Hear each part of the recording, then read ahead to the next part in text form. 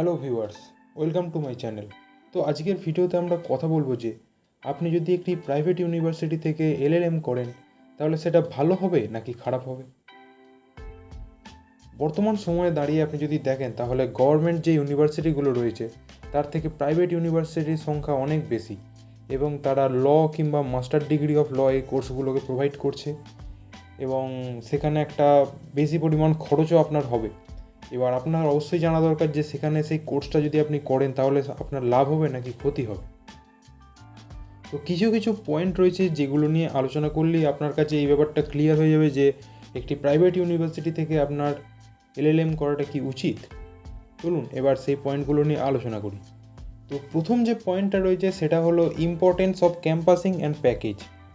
দেখুন, আপনি যদি একটি প্রাইভেট ইউনিভার্সিটি থেকে এলএলএম করেন তো সেক্ষেত্রে আপনার এই সুবিধাটা হবে যে তারা আপনার কোর্স শেষ হয়ে যাওয়ার পর সেখানে ক্যাম্পাসিংয়ের ব্যবস্থা রাখবে।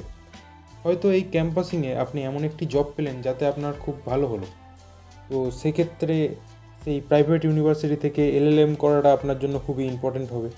এবং এই জিনিসটাও মাথায় রাখতে হবে যে সেখানে ক্যাম্পাসিং হয় কি না এবং কতটা প্যাকেজ পাওয়া যায় সেই ক্যাম্পাসিংয়ে, সেইটা আপনার ক্যালকুলেশন করার পরই আপনি প্রাইভেট ইউনিভার্সিটিতে এলএলএম করতে যাবেন।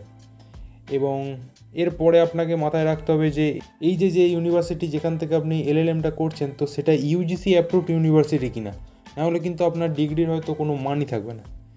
এবং আরেকটা জিনিস দেখে নেবেন যে অবশ্যই যেন এই ইউনিভার্সিটিটা 10 থেকে 15 বছরের পুরনো হয়। অনেক ক্ষেত্রে দেখা যায় বিভিন্ন ইউনিভার্সিটি জালি সার্টিফিকেট প্রদান করে এবং যার ফলে স্টুডেন্টদের খরচ হয় অনেক টাকা কিন্তু কোনো কিছুই লাভ হয় না। আর অবশ্যই এই জিনিসটা মাথায় রাখবেন যে এই ইউনিভার্সিটিটা যেন রেপুটেড ইউনিভার্সিটি হয়। এরকম একটি রেপুটেড ইউনিভার্সিটি থেকে যদি আপনি এলএলএম করতে পারেন তাহলে আপনার পরবর্তীতে যদি আপনি কোনো ইন্টারভিউ দেন কিংবা কোনো কলেজে অ্যাজ এ অ্যাসিস্ট্যান্ট প্রফেসর আপনি জয়েন করতে যান, সেক্ষেত্রে তাদের আপনার এই যে রেপুটেড ইউনিভার্সিটি থেকে এলএলএম ডিগ্রি সেটা কিন্তু অনেকটা গ্রহণযোগ্যতা আপনাকে প্রদান করবে। একটা জিনিস অবশ্যই মাথায় রাখবেন যে এলএলএম ডিগ্রিটা কিন্তু ল কলেজের অ্যাসিস্ট্যান্ট প্রফেসর হওয়ার জন্যই মেনলি তৈরি। তো আপনি এত টাকা খরচা করে যে এলএলএমটা করবেন এবং আপনার যদি ফিউচারে এরকম কোনো ইচ্ছা না থাকে যে আপনি প্রফেসর হবেন, তাহলে সেক্ষেত্রে কিন্তু আপনার এলএলএমটা করা উচিত হবে না। তো এই জিনিসটা একটু মাথায় রাখবেন। আরেকটা মাথায় রাখবেন যে এলএলএম ডিগ্রি এটা কিন্তু গভর্নমেন্ট ইনস্টিটিউট এবং প্রাইভেট ইনস্টিটিউট এই ডিগ্রির কোনো পার্থক্য নেই। গভর্নমেন্ট ইনস্টিটিউটে যা পড়ায় প্রাইভেট ইউনিভার্সিটি থেকেও কিন্তু সেটাই পড়ায়।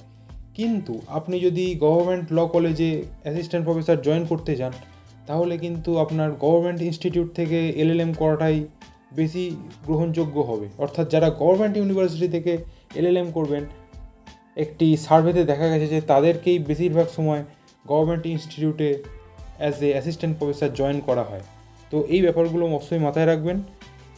এবং আরেকটা জিনিস আপনাকে দেখতে হবে যে কোনো প্রাইভেট ইউনিভার্সিটিতে আপনি যদি অ্যাজ অ্যান অ্যাসিস্ট্যান্ট প্রফেসর যুক্ত হন তাহলে অবশ্যই মনে রাখবেন যে সেটা কিন্তু যেহেতু সেটি একটি প্রাইভেট কলেজ বা প্রাইভেট ইউনিভার্সিটি, কিন্তু আপনার জবটাও কিন্তু প্রাইভেট ইউনিভার্সিটির প্রাইভেট জবই হবে। তো এই ব্যাপারগুলো মাথায় রেখে অবশ্যই আপনি প্রাইভেট ইউনিভার্সিটি থেকে অনেক খরচা করে এলএলএমটা করবেন এবং আশা করছি আপনার ফিউচার অনেক ভালো হবে। আজকের ভিডিও এই পর্যন্তই। ধন্যবাদ।